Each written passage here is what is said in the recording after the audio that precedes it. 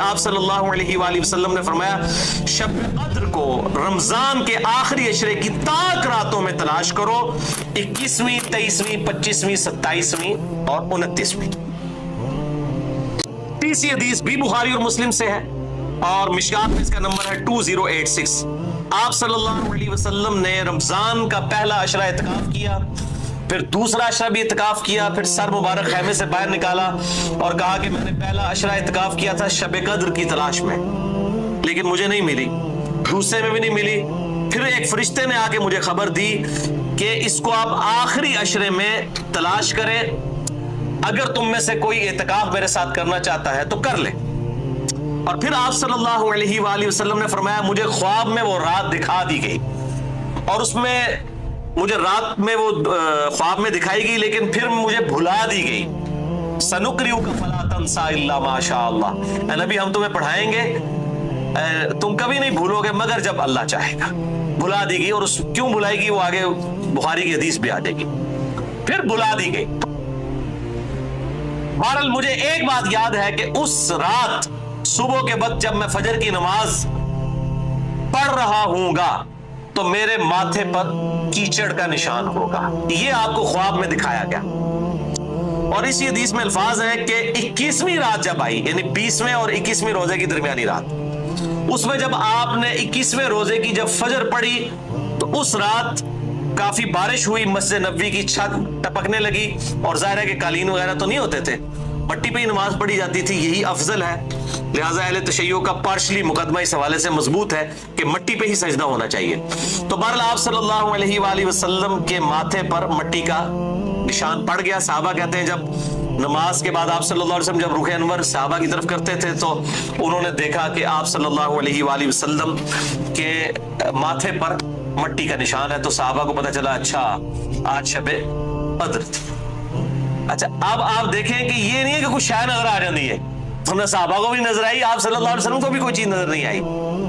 اور یہاں اتنا مشہور کیا کہتے ہیں سمندر کا پانی میٹھا ہو جاتا ہے، بھائی کوڑ مارنے چھڑ دو اور ماڈرن دور جے کسی گورے نے سن لی نا گل، وہ جناب بیٹھ جائے گا رمضان دا پورا مہینے روزانہ دا ایک ٹیسٹ لے گا اور کہے گا دسو کس داڑے جناب شاید میٹھا ہوتا ہے سمندر دا پانی۔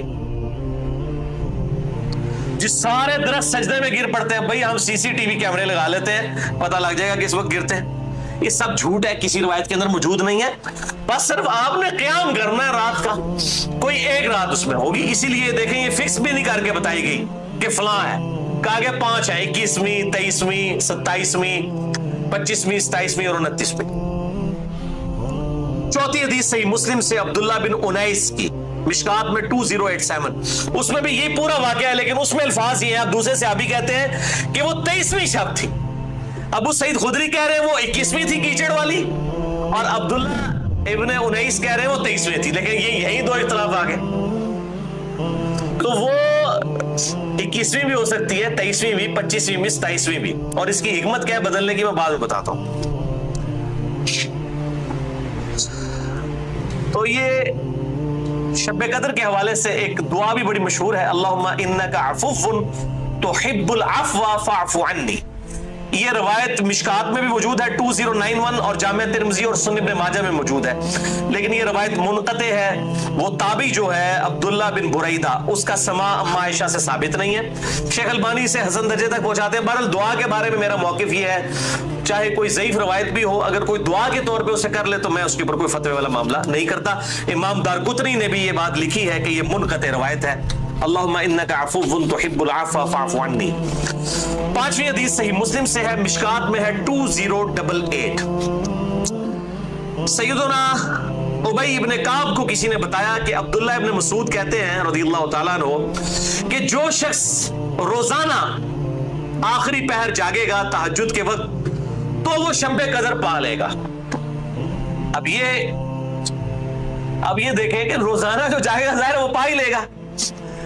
عبداللہ ابن مسعود کی جب یہ بات پہنچی ابی ابن کعب تک تو انہوں نے کہا اللہ تعالیٰ ہمارے بھائی پہ جو ہے وہ رحم فرمائے۔ انہوں نے شاید یہ بات اس لیے کہی کہ لوگ صرف اکتفا ہی نہ کر لیں رمضان کے قیام پہ ہی، اس لیے انہوں نے یہ بات کی ہوگی، ورنہ ہمارے بھائی عبداللہ ابن مسعود کو یہ بات خوب پتا ہے کہ شب قدر جو ہے یہ رمضان کے آخری عشرے میں آتی ہے، اور پھر انہوں نے کہا کہ میں اللہ کی قسم اٹھاتا ہوں کہ شب قدر جو ہے وہ 27ویں رات ہے.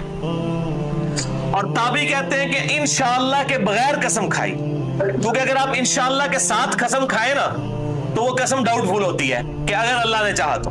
انشاءاللہ کے بغیر قسم کھائی جاتی ہے تو کنفرم ہوتا ہے کہ وہ بات ڈیفینیٹ کر رہا ہے، کرنے والا واقعی قسم کھا رہا ہے. تو پھر پوچھا کہ آپ کو کیسے پتا ہے کہ 27ویں ہے؟ انہوں نے کہا اس لیے کہ آپ صلی اللہ علیہ وآلہ وسلم نے ہمیں نشانی بتائی ہے کہ اس رات جب سورج صبح کے وقت طلوع ہوتا ہے تو بغیر شعاؤں کے ہوتا ہے، یعنی بالکل ٹکیاں نکلتی ہے. اور ویسے تو عموماً ویسے بھی ٹکیاں نکلتی ہے لیکن وہ شاید زیادہ دیر تک کے لیے ٹکیاں رہتی ہے. اب حالانکہ باقی روایتوں کے اندر 21ویں 23ویں بھی آیا ہے اور یہ قسم اٹھا کے 27ویں، تو اس سے مراد پھر تطبیق یہ ہوگی کہ جو انہوں نے پائی ہے وہ اس سال 27ویں کو آئی ہوگی، ورنہ تو یہ بدلتی رہتی ہے.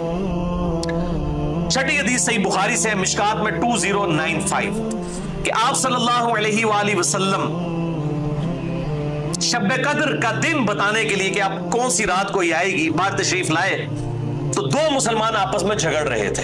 یہ جھگڑنے کی نحوست دیکھیں. آپ صلی اللہ علیہ وسلم بھول گئے اور آپ نے فرمایا کہ مجھے اللہ نے بتائی تھی وہ رات لیکن پھر مجھے بھلا دی گئی، سنقرئک فلا تنسى الا ما شاء اللہ. اور پھر آپ نے فرمایا کہ اس وجہ سے بھلائی گئی کہ دو مسلمان آپس میں جھگڑ رہے تھے، اور پھر کہا ہو سکتا ہے کہ اللہ کی اسی میں بہتری ہو، یہ بھی ساتھ کہہ دیا، ورنہ انہوں دو مسلمانوں نے لوگ قیامت تک کوستے رہتے. بھائی اللہ نے بتانا ہوتا تو بعد میں بتا سکتے، اللہ کے لیے تو کوئی مسئلہ نہیں تھا، اسی میں بہتری ہو، اور یہ واقعی بہتری ہے. اور پھر فرمایا اب تم اسے 21ویں 23ویں اور 25ویں میں تلاش کرو. اب یہاں 27ویں 29ویں کا ذکر کوئی نہیں ہے، وہ الگ سے حدیث میں. تو حکمت یہ ہے بیسیکلی اس کو ڈیفرنٹ کرنے میں تاکہ لوگ یہ پورا عشرہ جو ہے وہ اہتمام کریں. دوسرا لوگ کہتے ہیں جی جس رات میں قرآن نازل ہوا تھا وہ ہوگی تو کوئی ایک ہی رات نا، یا 21ویں ہوگی. یہ تو نہیں ہے کہ 14 اگست اس دفعہ جو ہے 14 اگست کو آئے تو اگلی دفعہ 14 اگست جو ہے وہ 21 اگست کو آ جائے، اس طرح تو نہیں ہوگا. 14 اگست 14 اگست کو ہی آئے گا. تو یہ کیا وجہ ہے کہ قرآن جس رات میں نازل ہونا شروع ہوا وہ تو یا 21ویں تھی یا 23ویں تھی یا 25ویں یا 27ویں یا 29ویں، تو اگلے سال بھی وہی ہونی چاہیے. تو یہ دنیاوی اعتبار سے تو یہ بات بالکل ٹھیک ہے. لیکن جب اللہ تعالیٰ نے اس کی سیلیبریشن اس طرح کر دی ہے کہ اس سال میں اس کی سیلیبریشن کروں گا 21ویں کو، اگلے سال 23ویں کو، اس سے اگلے سال 27ویں کو، اس سے اگلے سال پھر شاید 21ویں کو ہو جائے، پھر کبھی 29ویں کو، تاکہ یہ روٹیٹ کرتی رہے، مسلمانوں کا شوق برقرار رہے. اس میں نظر کچھ نہیں آنا ہوتا، بس قیام کرنا ہوتا ہے. اللہ تعالیٰ 82 سال کی عبادت کا ثواب لکھ دے گا. اور اس کا آسان طریقہ میں آپ کو اینڈ پہ 2 حدیثیں بتا دوں گا سست الوجود لوگوں کے لیے انشاءاللہ میرے جیسے. 7ویں حدیث بھی بخاری اور مسلم دونوں میں ہے، مشکات میں 2090. اما عائشہ کہتی ہیں کہ جب رمضان کا آخری عشرہ ہوتا تو آپ صلی اللہ علیہ وسلم عبادت کے لیے کمر بستہ ہو جاتے، خود بھی راتوں کو جاگتے اور اپنے گھر والوں کو بھی جگایا کرتے. اللہ تعالی ہمیں بھی اس سنت پر عمل کرنے کی توفیق عطا فرمائے، آمین. 8ویں حدیث صحیح مسلم سے ہے، مشکات میں 2089. اما عائشہ رضی اللہ تعالیٰ عنہ کہتی ہیں کہ آپ صلی اللہ علیہ وسلم جس قدر رمضان مبارک کے آخری عشرے میں عبادت اور سخاوت والا معاملہ کرتے تھے پورا سال کبھی ایسا نہیں کرتے تھے، اس آخری عشرے میں خصوصاً.